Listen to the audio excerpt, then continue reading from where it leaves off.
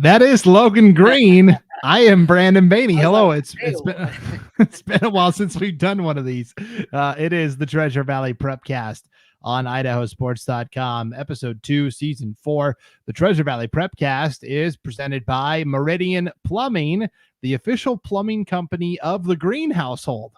Yeah, that's right. Yes, and they're a new regional sponsor here on Idaho Sports for the Treasure Valley. So it's great to have them on board with us, and we're excited to have them. You'll see them all season long across sports in the Treasure Valley. So get used to them, seeing them. So they did come to my house today actually to do a project, and it wasn't. I paid for it, right? This is not me. This wasn't even part of the deal, right? Of them coming, but I got a new sink, and that's just not something I wanted to touch, Brandon. I'm not handy. I'm not afraid to admit it. They came in, and at least for us, like in my household, we have some germ problems or worries, and they came in, and usually sometimes we have to ask people, oh, would you take your shoes off, would you put booties on? They showed up to the door with those little footy things on, and I know that is a concern for some people. Like I said, there's some people in my house that really want that, and we didn't have to ask. They had them on ready to go, so that was awesome. Came in, it was 2 guys. They showed up on time. They called me on their way, and they put the sink in. They showed me some things that maybe I needed to fix. Super efficient, super on time. Just a very clean cut experience. They got it done. My sink looks awesome. They took care of it. They had to do some extra piping. They put my old garbage disposal back onto the new sink, and it was awesome. So next time you're in the need for some plumbing, this is what I always say for a lot of things, right? Support the people that make Idaho sports possible, right? We literally can't do this. Our coverage is free, but producing it is not. And people like Meridian Plumbing help local high school sports get the coverage that they deserve. So next time you need something, be sure to reach out to Meridian Plumbing. Yeah, big thanks to Meridian Plumbing for stepping up and helping sponsor this great show. And you might be thinking, oh, cool, you guys got a sponsor. All right. But hey, there's room for others too. So if you are a business or a sponsor and you are also interested in joining Meridian Plumbing as being a presenting sponsor here on the Treasure Valley Prepcast, you can always get in touch with Logan by emailing him at Logan@IdahoSports.com. Yeah, we have, we're trying to get a couple of these regional sponsors that kind of do everything in your region, right? And so we have Meridian Plumbing. We'd love to have at least one more. I don't know if I want to have 2. I don't know if I want people to have to share their spotlight too much, but we'd love to have one more. So if you have a business that's pretty expansive here in the Treasure Valley, covers a lot, we'd love to have you on. Again, like Brandon said, just email me, Logan@IdahoSports.com. Or if you just want to support your team on the website, we can just do that too. You don't have to do everything. You can just do your team. We'd love to have you be a part of it and help this continue to roll like it has for so many years. Yeah, so here we are recording the Treasure Valley Prepcast on a Friday afternoon. We can enjoy that now, Logan. Next week, we're not going to be able to do that because it's football season, and we'll be heading out the door to various places to broadcast. But we're coming to you on a Friday afternoon because Logan had all these home improvement things going on throughout the week. It was a little bit like a zoo at your place. Yeah, it was. It was like somebody had to fix the counters and then do the sink, and it's like, all right, I think everything's settled. Nobody's using a saw in my house in the middle of the day, so you won't be interrupted by having to listen to that. Yeah. Typically, though, we are going to try to have a set time every week so fans can just tune in and know that the Treasure Valley Prepcast, we're going to shoot for what? Wednesday mornings, 8:30, 9 o'clock-ish, somewhere in that window. Yeah, somewhere. Yeah, we can we can let everybody know next week that official time. Yeah. But that's what we're thinking on Wednesday. Wednesday's kind of the prepcast day around here at IdahoSports.com. And of course, you can watch this on the IdahoSports.com YouTube channel, Facebook page, Twitter account, or X account. You can also watch on replay if you aren't here live If you are hanging out watching live, I see some of you out there. We love interaction. You can always throw something in the comments and we'll throw it up on the screen and talk to you. Or if you're just watching this, if you could hit that like button or the subscribe button, share it when it's all said and done. That'll help everybody find it a little easier on replay as they're watching it. And then you can also listen to this podcast at IdahoSports.com. All of our prepcasts are directly to the left side of the home screen. You click on the Treasure Valley Prepcast, it'll take you right there. You can also download and listen to this podcast wherever you download and subscribe to podcasts, Apple, Spotify, Stitcher, etc. A lot of different ways to get the content, Logan. Yeah, a lot of people like a lot of different things, so we're not biased. We'll give it to you in any way you can consume it. Because I like to watch them sometimes if I'm sitting around, but also I listen to the 8-man Prepcast on a lot of Friday afternoons as I was driving to go do an 8-man game. It was always nice to just throw that on and listen to it on the road.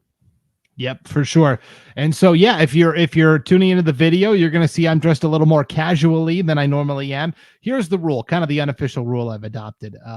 If it's during the week, I try to wear a nice shirt, look presentable. If it's on a Friday, I'm going to wear whatever the bleep I want. And that's all bets are off. All bets are off. Friday shows are a little more laid back. So I've got my City Connect Boston Red Sox jersey. Big series with your Baltimore Orioles. 5-1 last night, Brandon. It was brutal. 5-1 win for Baltimore. Second game is tonight. I'm a big Red Sox fan, of course. Logan is from the Carolinas. There are no major league teams there yet. I think Charlotte could get a team in the future, but so you went a little further north to Baltimore. Yeah, it's funny. Like a lot of people I grew up with, so the Nationals weren't a thing when I was super young. I don't remember the year. I was 2006. Is that when they moved? I don't know. I was a teenager, and so a lot of people had already there. I would say there was a good amount of people that ended up liking the Nationals because, like, when I was growing, before the Panthers were there, a lot of people where I lived, they were Redskins fans. That's who their NFL team was Washington. That's who or the Commanders. If you want me to be correct, but a lot of people like the Braves for baseball, but I don't know. I just never stuck to it. I always liked the black and orange with the Orioles, and so I just stuck with that. But I will say, if we got a team in Raleigh or Charlotte, I think I would migrate and root for them for sure. It's a tenuous relationship between the Baltimore Orioles and Logan Green. But I would still root for them. Hopefully they'd be a National League team, and then it wouldn't be an issue, right? Yeah. I do think we kind of talked about this during last season 3, talking about Major League Baseball is probably going to expand, add at least 2 teams to get to 32, which is a more even number. Nashville is kind of a slam dunk. And then the other one could be Charlotte, could be Portland, could be Salt Lake City. We talked about how it might affect Idaho baseball, because if you add 2 major league franchises, you have to add minor league affiliates for all of them. We talked about maybe Boise or even Idaho Falls could get an affiliate that way. Yeah, I mean, we've already got it. There's already teams, right, that are there that used to be affiliated, that are going to need some sort of affiliation, and we just naturally fit right into that. So hopefully, we'll see down the line if we do fit into that. And I did like the Orioles before they were good. Like they were good last year and they're good this year, but I liked them before that. Like I didn't just like suddenly pick it up. I have liked them for a while. So don't judge me out there, everybody. Well, here we are 10 minutes in talking Major League Baseball. Yeah. I think everyone's like, hey, weren't you guys going to talk high school football or something? Like, okay, let's get to it. As a friendly reminder, we write a preview for every single high school football team in the state of Idaho. We've got about 75% of them locked and loaded, and on our webpage, IdahoSports.com. You can find it all right there at the top of the homepage. If you still haven't seen a preview for your favorite team yet, don't worry. Keep checking back. We're adding more and more each day, and the goal is to, by next week, have all of them, or if not, pretty much all of them in. So that's the goal we're shooting for. And keep checking out those previews at IdahoSports.com. But along those lines, Logan, I I kind of been doing this on the other prepcasts that we do in North Idaho, Magic Valley as well. 5 big questions, 5 burning questions ahead of the high school football season. These aren't necessarily the 5 best teams that we're going to talk about throughout the season, although a lot of them could end up at the top of the podium. These were just kind of the most intriguing stories to be. And so I just wanted to tap into your expertise. So are you ready to be in the hot seat for 5 burning questions? Yeah, let's do it, Brandon. Let's do it. Okay, we're going to start from the smallest level and work our way up to the largest. And so we are going to start in the Class 2A ranks. Now, this is 8-man football. As a friendly reminder, what used to be 1A D1 is now 2A. 2A football. In the Western Idaho Conference, Notice enters the season once again as the overwhelming favorite. And really, Idaho City is pretty decent. And then in the league in general, there's been a bit of a drop off in recent years with Rimrock and Wilder, and Centennial Baptist and Gem State are going to have a co-op this year. Hopefully they can keep it through the whole season. They had to disband that last year due to low numbers. So with Notice kind of being the overwhelming favorite, they've controlled this league ever since Coach Joe Woodland got there 8 years ago, but they have never been able to advance beyond that quarterfinal round. And so my burning question for you is this the year that Notice finally punches its ticket to the semifinals and gets to that Final Four? And Brandon, said it's a really good question, and there's a lot of factors that go into this, right? And because let's peel the layers, right, one at a time. Do I think Notice will win the conference this year? Yeah, I do.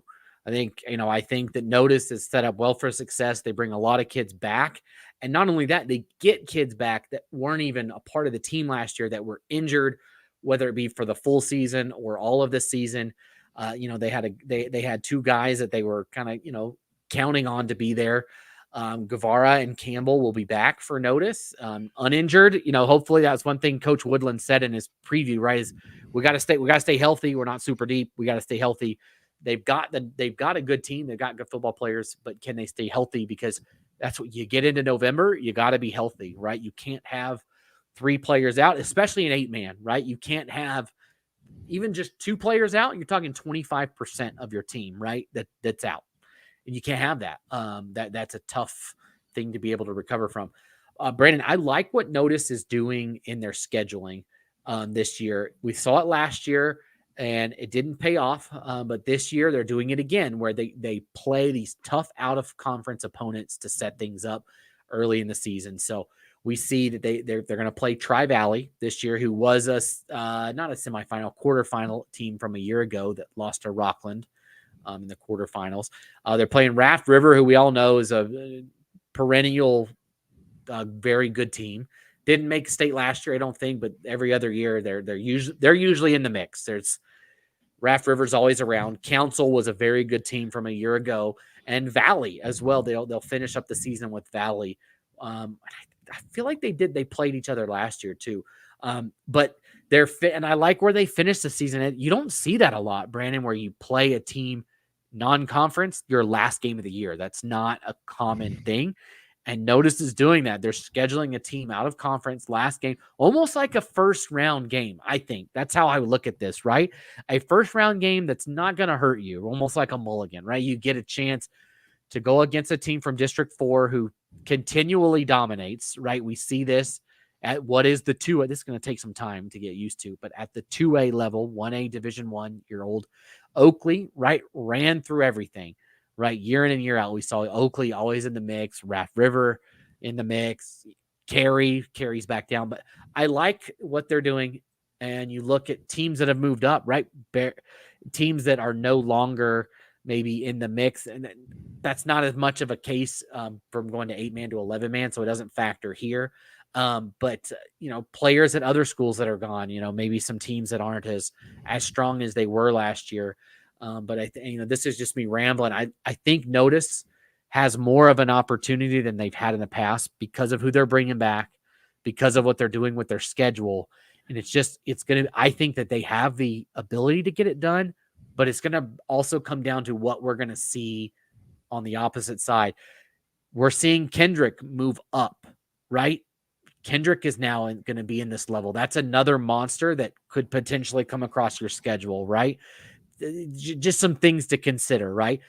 Carey's gone, so you flip that. Carey was a team that beat Notice in the playoffs, I believe, 2 years ago. So, but there's just some things to think about. But I think they can get it done if they're able to compete in these non-conference games. They're going to have to. I think even winning one of these games against the Council, against especially a Valley, that's going to go a long way for them and boosting the confidence and seeing what they're all about. Yeah, obviously the entire Final Four from last year's 1A D1 postseason are back, but in addition to that, they get 2 semifinalists from what used to be 1A D2 in Kendrick, the reigning champ, and Hagerman, a Final Four team. They've moved up to 2A also, so there's going to be a lot of seats at the table, and I think the biggest thing, you touched on it, Notice has to stay healthy. They've just been snake bitten by injuries the past couple of years. Last year, they didn't have Gunnar Campbell or Ian Hill. That's a pair of senior backs that they were relying on. I can't remember who got injured where. One got injured at a team camp in Montana, and then the other one got injured. Can you hear my dogs barking? I can, but that's all right. So one got injured at a team camp. One got injured dirt biking, basically. So, and they were both basically lost for the season, to the point where they had to take their best wide receiver, Grayson Benitez, and put him at running back. Now that worked out pretty well. He was the conference's offensive player of the year. But I also remember back to Baney Guevara. He's entering his senior year as the quarterback for Notice. His freshman year, they were playing Butte County in the quarterfinals over in Pocatello in the Dome. And their senior quarterback, who had been a multi-year starter, suffers a devastating injury. It was a very close game when that happened. And all of a sudden, Guevara, as a freshman, gets thrown in there and did about as good as he could. But it was just one of those examples of how Notice has been so close and yet so snake bitten. Right. And like we said, I mean, if they can stay healthy, they're going to be right in the mix for it to be able to make some noise and get something done. It's going to be difficult this year with the amount of what, like we said, with the teams that are moving around. Throw Hagerman in, throw Kendrick in. That's brutal. Everybody in 1A is happy, but now in 2A, it's like it's pretty wild. Yeah, for sure. And friendly reminder, if you want a more intensive deep dive discussion of 8-man football in Idaho, the Idaho 8-man Prepcast is coming back next week. We'll record our first episode of the season next Thursday evening. Myself, Will Henneke, who runs the Idaho 8-man X account, and former Carey coach Lane Kirkland. Yes, I got Coach Kirkland to re-sign that contract, Logan. It was the biggest boon of the offseason. We're so excited to have him back on the 8-man Prepcast. Locked in. Nice. Yep, for sure. So you can tune into that every week throughout the football season, where we talk exclusively 8-man football. One last note, and then we'll move on. Last year, this conference, the Western Idaho Conference, got 2 automatic bids to the postseason, Notice and Idaho City, and it had been that way for the past 2 years. That's gone away this year, Logan. The way they're doing the postseason now for 2A is the 4 conference champions automatically get in. They get a first round bye. The remaining 8 playoff slots will all be determined via Max Prep's ranking. So if you're in Idaho City or a Rimrock who's been close the past couple of years, you don't have that safety blanket anymore. You're going to have to go out and earn it. And, I can see how that might be frustrating for some teams, but I like it. I think, you went to your media days up north and I went to mine down here with the IHSCA. And one thing Mike Federico said is the goal is we want to have the best teams at the state tournaments. I think that's the ultimate goal. And I think, yes, Max Preps does have its flaws, right? But it's also I think it's better than before, where just like, well, you get in because you get in, right? Because this allows, it's kind of like the NCAA tournament, right? You win your conference, you're in, and outside of that, you just have to be good. And nobody's really got a problem with that. And so I like this. You're going to see the best teams get in. I think it was, we don't need to keep, I'm sure you'll get into it in the 8-man Prepcast, more details, but I think there were some teams that were like, maybe we should have been there instead of somebody else. So hopefully that clears that up. Yep, For sure. All right. That was burning question number 1. We'll get through these a little more quickly. Burning question number 2 takes us to the 3A level, where Nampa Christian had a big breakthrough last year, right? They won the regular season conference title, but when it came to the postseason, Melba was the team that got the last laugh. It was Melba that was playing in the semifinals, while Nampa Christian was bounced in the quarterfinals. They did lose some impactful players to graduation, but Logan, for the most part, they bring back a lot of guys that were part of that successful season a year ago. I mean, they bring back a dynamic 1-2 punch in the backfield with running backs Matthew Nevarez and Mason McDaniel. They bring back some big, imposing offensive linemen. The question is this the year, kind of like Notice, is this the year Nampa Christian can break through and get to that semifinal round? Here's the thing, Brandon. I think yes. Like I think yes. I think you look at this, there are some teams gone. Like Bear Lake is gone, right? That was a team that was, always in the mix at that level. And I believe Nampa Christian had to take a trip over to Bear Lake 2 years ago. That's a team that's not there anymore. So I think, I know Bear Lake wasn't in the picture last year, but that is a monster that is not lurking around as much anymore.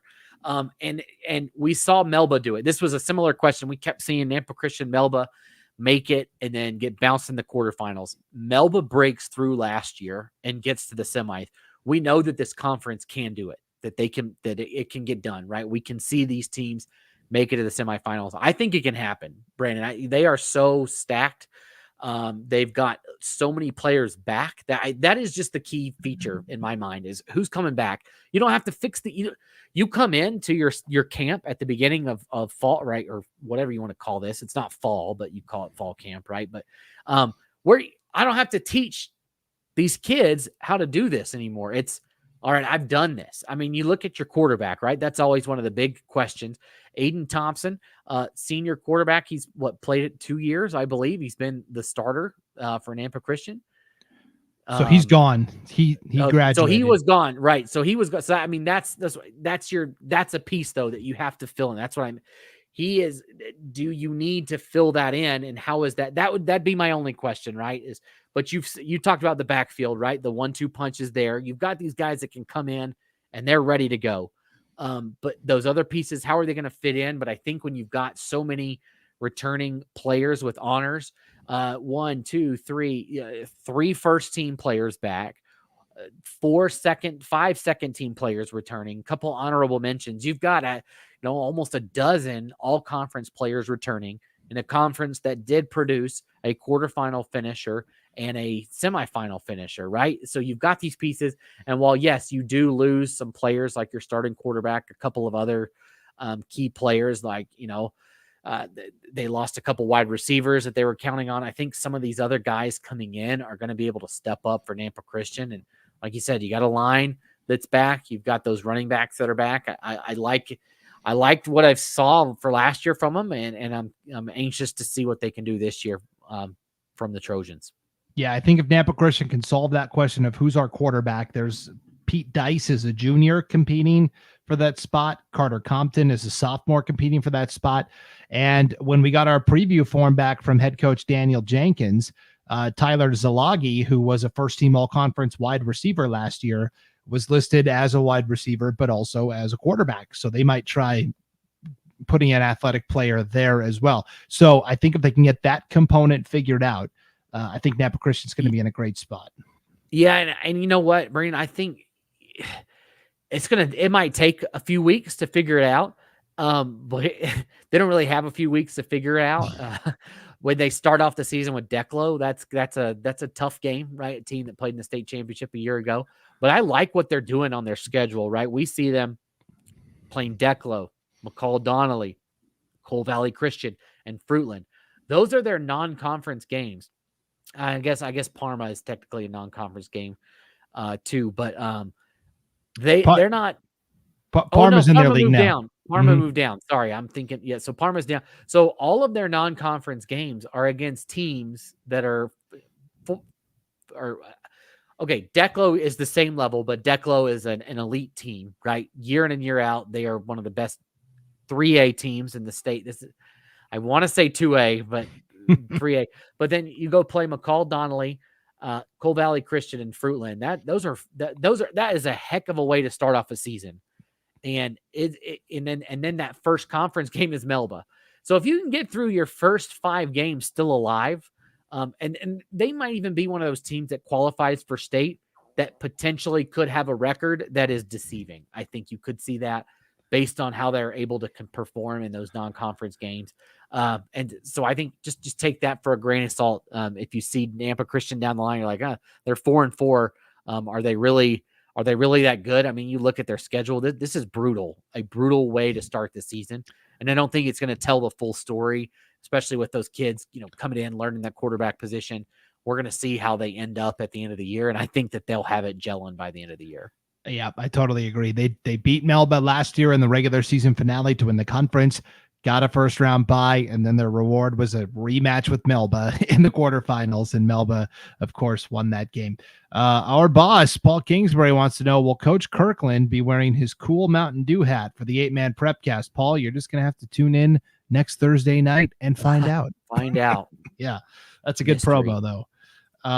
Let's promo. Speaking of promos, in the new intro I made for the Treasure Valley Prepcast, we took clips of you from previous shows, Logan, and one of those clips you're talking about Homedale. So let's do it. Burning question number 3 takes us to the 4A level. Homedale has been so close. I mean, somebody really talented, me, wrote their preview this year, and I basically said Elvis Presley once sang about the Heartbreak Hotel. What he forgot to mention is that it's located in Homedale. I mean, they've been so close so many times. Logan, is this the year they finally break through and win the championship? Man, it is so tough because we know what we know what Sugar Salem is, right? And they're just the monster that lurks around in 4A. Now, and here's the thing, I made the joke, and I've made it before, right? That Sugar Salem's a bad word, and Homedale, it's a swear word. But after talking to them at state baseball, I don't think they know that their season was successful when it ends playing Sugar, right? This year it ended with Teton in football, but in baseball it ended with Sugar. But they know that my season has been successful when I got to this point, but it still hasn't been what they wanted, right? They need to break through. And man, you would really hope that this is the year. They do lose their starting quarterback, Dylan Fine, but Fine hadn't even, I think he'd only played 1 year at quarterback. It's not like he had been the guy for multiple years. He was a great quarterback. He's a great pitcher, headed to the University of Utah. So, it doesn't matter. The Homedale is one of those schools. They're so good. They have so many guys in different positions. They'll just plug somebody in at quarterback and they will learn it and they will be good. That in a story that will happen. Whoever steps in there, so many players back that were good. Luke Henry is one of those guys, just a great player that we're going to see. Big guy on the line like McCoy Swallow back. They have the pieces. They should be right back in the mix. Weezer's always lurking as well. But I think Homedale is going to be right there. You know what? Just there's some other good teams this year in 3A. Kimberly's looking really good this year. I think a lot of people are 4A. People like Kimberly this year. Sugar's going to be good, right? Teton did lose a lot of players from last year, so maybe they won't be as much of a factor. But Homedale, man, like I said, I'm rooting for them. I'll go on record with that. I'm rooting for everybody, but if they get to the finals, I think everybody, like I said, I feel for them. I want them to get it done. They've just been right there in a couple of sports. You've got Xavier Uranga that's coming in. Is he going to be the quarterback this year, Brandon? Yes. So is he Daniel's brother? I don't know what the relation. I know Uranga is a common name through Homedale. And there was Uranga, Daniel, I believe it was Daniel, right? Was the quarterback for a couple of years at Homedale, and he went and played golf at Duke. Believe it. Kind of funny, but you look at that and you say they're going to put people in there that are going to get it done. Homedale will, and so I'm confident at Homedale to be. I have no doubt that they'll be in semifinal weekend this year. I think that they'll be right back in there, and they'll be right back where we expect them to be. I'm excited to see what they can put out there. They start off their year with teams with the same exact logo and different colors, playing Snake River and Filer. And then they play Kimberly. So I like the way they're starting the season. They also play Jerome. So a couple of really good matchups. That Snake River game is a rematch from the quarterfinals last year that I think they shut them out in those quarterfinals last year. But playing Kimberly, that's a good one. Kimberly had an epic matchup with Weezer last year in the state tournament. And like I said, a lot of people like that Kimberly team. And so that's good. Playing Jerome, a 4A team on the road, will get them some exposure. So I like what they've been able to put together as an early season schedule, and hopefully it pays dividends for the Trojans.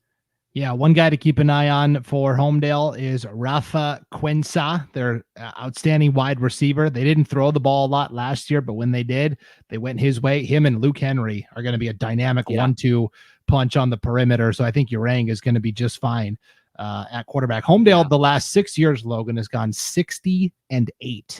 Yeah. It's incredible. Yeah. And I don't have. Do And you have this? Are the losses to Homedale? Are the losses to Sugar Salem, Teton, and Weezer? I believe that. I believe that's it. And so if you think about 6 of the 8 losses have come in the postseason, right? Their season ends with a loss. So they've lost twice in the regular season. That's it. I think actually one of those losses was to Middleton. I think they played Middleton in 2021. Yeah, because it was Kinchlow ran all over Middleton in that game. Even they were right there in it. But Kinchlow had a lot of yards on the ground. Middleton couldn't stop him. So that's an interesting tidbit right there, Brandon. I think they lost to Weezer one year in the regular season, and then they lost. I think that Middleton game was the other one. So, unless I'm missing another, anyways, it doesn't matter. But yes, I like, they've got, Lucas Hall as well. He was a great basketball player for the Trojans, great baseball player as well. He's tall, he's got size, and he's going to be a matchup problem for anybody. I think they've got him listed as a tight end, I believe.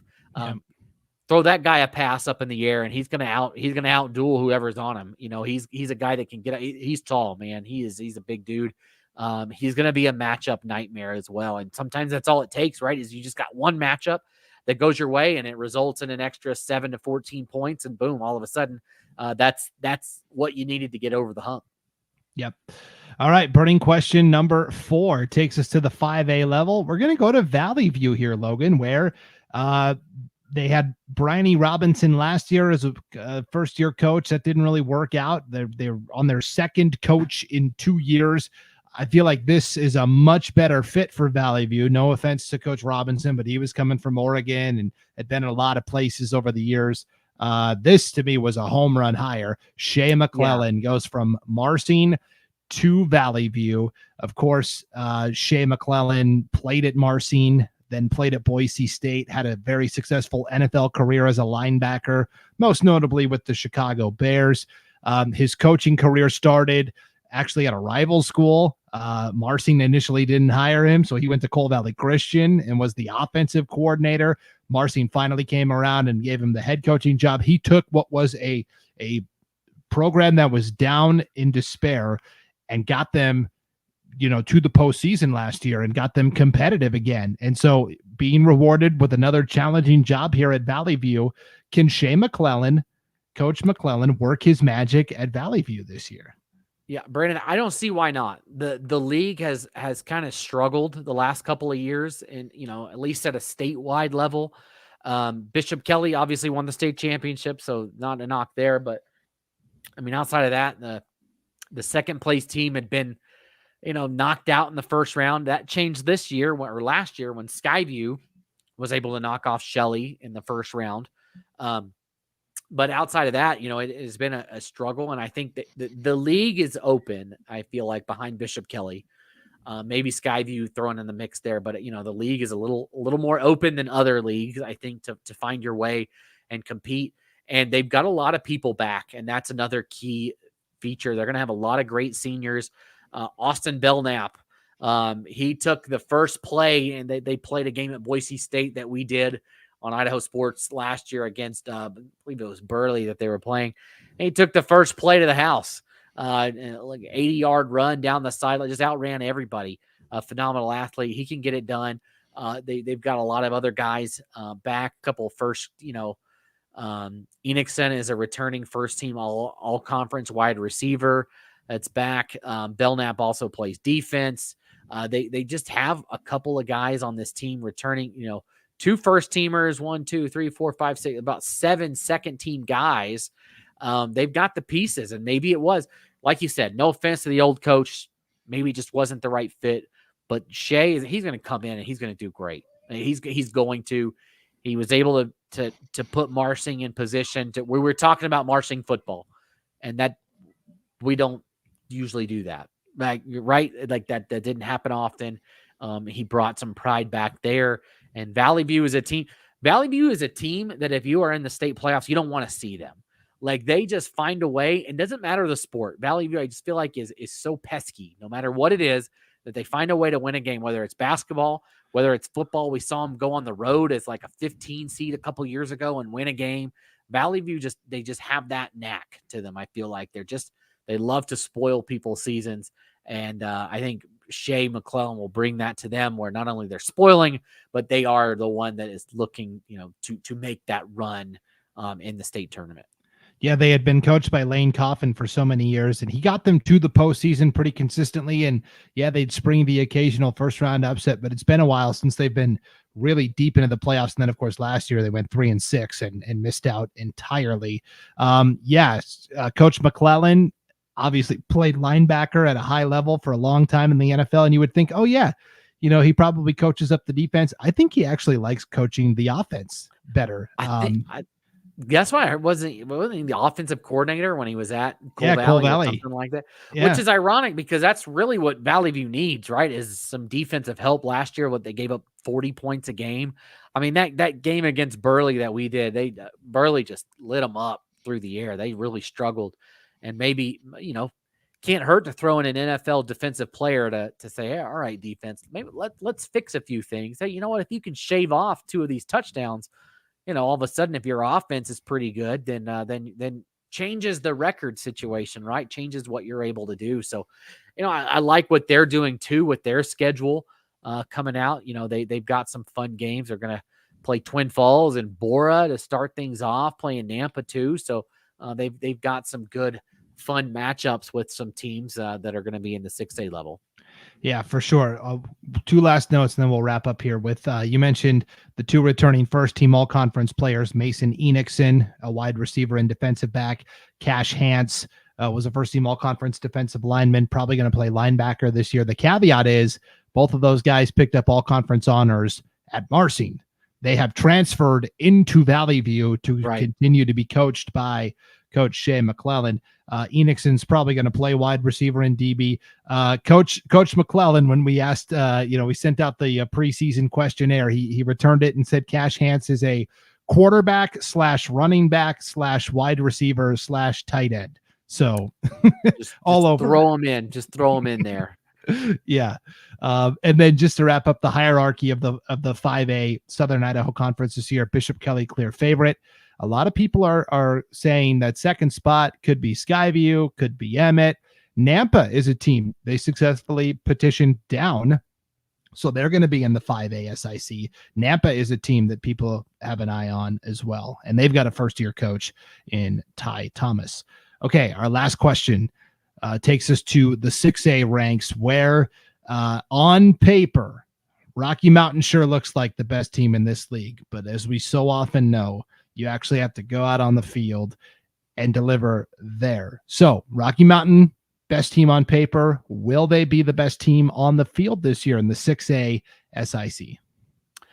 Yeah, like you said, on paper, this team shouldn't lose a game, right? You look at what they're able to bring in here, and we were talking off air. It's just like, can they put it together? Sometimes you see this with one of these NBA super teams, right, where they've got 4 guys that are all stars, but they end up as a 7 seed and lose in the first round. Like, how does that happen? We're not saying that is Rocky Mountain, but you can sometimes see that happen, right, with the team that just has so many pieces on paper. They should be there, but can Rocky Mountain put it together? Last year, well, they played, you said, a game with 4 different quarterbacks. That's a position that they've got to lock down. And here's the thing, right? The way that the 6A SIC is split up, there's 2 divisions, right? And their side, they have to deal with Meridian. But outside of that, I mean, they've been able to, Middleton's been within 2 scores of them the last couple of years. Middleton can hang around, but they're clearly just a step above Middleton. It's them and Meridian that are in that battle. We know Rocky Mountain's going to make this state tournament. I think that's kind of, they're going to be there. They got too much talent to not do it, but how will it gel and how will it work in November?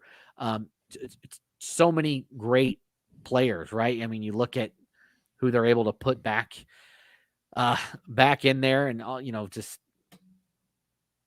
how many first team players they've got back. 1, 2, 3, 4, 5, 6, 7 first team all conference players from a year ago, a couple that were all state on all state as well as all conference at different positions. Like Jax Tanner was an all conference offensive lineman, and then an honorable mention defensive lineman. So now you can do both sides of the ball. So that, they've got a lot of pieces. We'll just see how well they come together this year.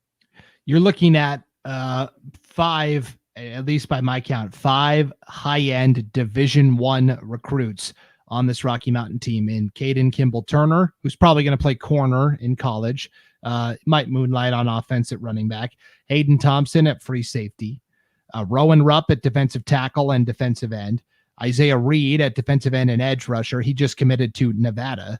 And then Jax Tanner on the offensive line. He'll probably be a guard in college, but could play tackle for Rocky. So it's 4 guys on defense, 1 on offense. And then, Tayshawn Reese is a great running back as well. That's got potential. I mean, Rocky's and they've done this the last couple of years where they've had these high-end D1 impacts. CJ Jacobson is playing tight end at Utah now. Luke Lucchini is playing tight end at UW, the University of Washington. They've sent guys all over, but they just haven't been able to put it all together. So that's why I ask. Yeah, I think we're going to see them. I think we're going to see them finish first or second. It's going to come down to the Meridian game. I think, again, we're just talking theories, right? This isn't doctrine or gospel, whatever. They're getting their pins out, ready to peg this to the bulletin board. Don't pin this to the board. Somebody, I can see that being the case. I'm just going off of what we've seen historically, right? And we'll see is the quarterback question, right? They've got incoming player Austin Rovig, I believe, from Timberline, that could step into that role at quarterback. We'll have to see. You never know until the opening game of the year, right? Where somebody, they expect to be, where they should be, and where they actually are all 3 different things to see. And you mentioned Tayshawn Reese. I love watching that guy run the ball. I saw him a couple times play last year. He's great. He's fun to watch, shifty guy. That's hard. And when it's hard to defend when you've got a guy like that. It takes a lot of pressure off your quarterback, right? You're going to be ushering in somebody that might need a little time. And when you can just hand the ball off to Tayshawn Reese and he's going to pick up 4, 5, 6 yards of carry. Oh, you know what? Hey, let's just do that, right? Let's just do that. And a couple of years ago, I can't remember his name. They had a quarterback who could just sling it. It was when Jacobson was there. I can't remember the name, but they were just firmly, they could throw the ball, they could run the ball, they could do whatever they wanted. And I don't have any doubt that they'll be able to throw the ball this year, but that you've got a good run game, and you hope that run game will help open up the skies as well. Yep, sky is the limit. And you're right. Meridian, Rocky Mountain, Middleton all look good in that pod. In the other pod, that one's a little more unsettled. Boise very famously took second in that pod last year. I think Eagle is kind of the favorite. And then, it could be Owyhee. I think Owyee's primed for a big step forward. But it's just a little what everybody wants is Owyhee to be good at something else. Yeah, I'm just for kidding. Sure. But statewide, to me on paper, 4 big teams I'm looking at to start the year for 6A football. It's Eagle, it's Rocky Mountain, it's Rigby from the east, Coeur d'Alene up north.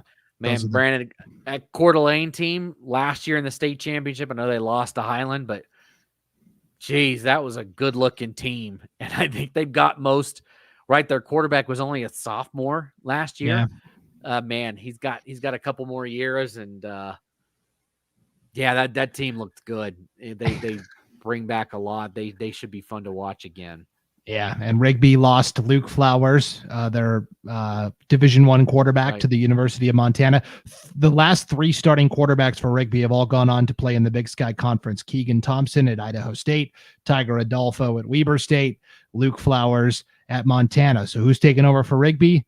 Luke's little brother, Jake Flowers. And it's going to continue. So those are the big 4 to me. And Rigby plays at Coeur d'Alene week 1 next Friday. Logan, that'll tell us a lot about 6A football. Yeah, that's a great way to open things up, right? That's it seems like, though, I think this is the 3rd year in a row that they've played, if I remember correctly. So it should be fun. Ready to get started in all sports, not just football, but everybody getting started here. Games next week. I think everybody's first game, I think, could be Friday. I think that'll be practice 10, or you'll have your 10th practice in or something like that. And so, good luck to everybody as everybody winds down the first week of practice this week and gets ready for week number 2 next week. Yep. So on next week's show, the Treasure Valley Prepcast, we'll take a look at the opening weekend of soccer matches, volleyball matches, kind of pick out some early season matches that stand out to us. And then for volleyball specifically, once again, we are so glad to have Lindsay Togiai Afuk on board. She's going to write a weekly volleyball column, Keeping Up with the Kill. And she and I are also going to record a season preview for volleyball across the entire state of Idaho too. So that you can get your volleyball fix with Lindsay and myself next week. But yeah, it's started, Logan. Here we go. Yeah, it's crazy. I was talking to somebody, like, my kids started school. Like, when did that happen? I don't feel like I did anything. I feel like summer just was gone. Like, it's just crazy. But I love fall. I love football season. I love going to do soccer games whenever we cover those. I love doing all of it in the fall. It's such a fun time. Yeah, for sure. All right. Well, thanks for tuning into the Treasure Valley Prepcast, everybody. We'll be back with you on a non-Friday edition next week. But until then, for Logan Green, I'm Brandon Baney. Thanks for tuning in on IdahoSports.com.